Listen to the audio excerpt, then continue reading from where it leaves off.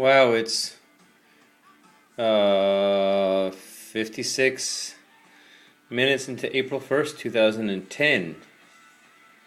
Very quickly, this is crude for the last month. There's a slight downtrend going on here, making 8 contacts. The price on the 30th was back to a key pivot point. I was trying to decide if it was going to break through that and go up, or hit that resistance and then back off and come down. Well, in the morning I watched the market between 6:30, right here, these are 1-minute candles, and 8 o'clock before I go to work.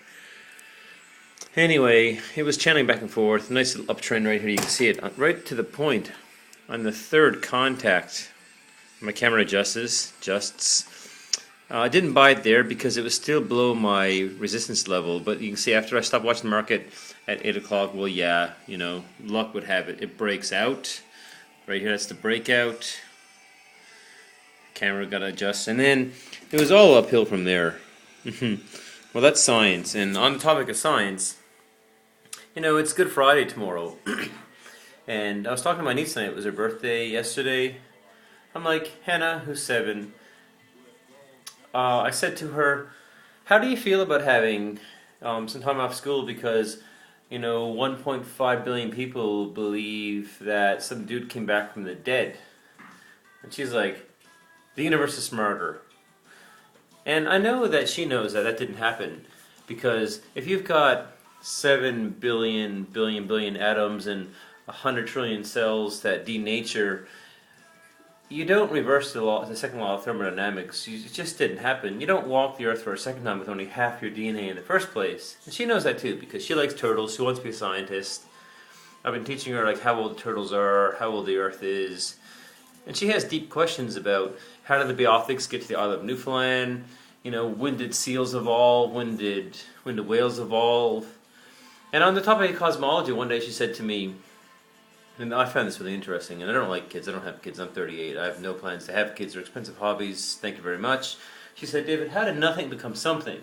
And I was floored by that, because that's a quote that Einstein makes, but he compares wearing plaid and tweed in his wardrobe to that deep question. But you gotta look it up, and I can't remember the quote exactly. And now I'm bragging about how smart my niece is, but she's not that smart, she's just wise. Of course every parent thinks their kids are smart, but they're not all smart, there's a bell curve for that. And then on that topic, on the topic of Easter and science, tomorrow at school, tomorrow at school, I just regressed into a teenager. If I show you my tattoo, oh, wrong arm. Oh, I'm left-handed, I forgot. Tomorrow I'm going to work, and I have, if I check I'm still recording, I have some equations. The first part is the Einstein's field equation, then it goes versus right here. And that's the uncertainty principle, where you can't know momentum and position of a particle, meaning a particle is both a probability wave where it doesn't really exist till you look at it, and that's kind of like the Copenhagen interpretation of quantum mechanics. So, I'm going to work with a funny tattoo on my arm, and it's going to be really obnoxious, I'm sure. But I really look forward to seeing how people interact to me having a stupid equation on my arm. And they're going to think I'm just stupid or mad, because they all know I'm bipolar and a bit hyper and manic at times. But I've toned it down, but sometimes I like letting it out and being obnoxious.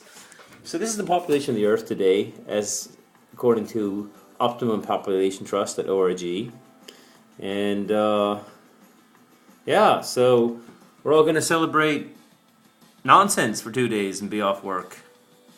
Great.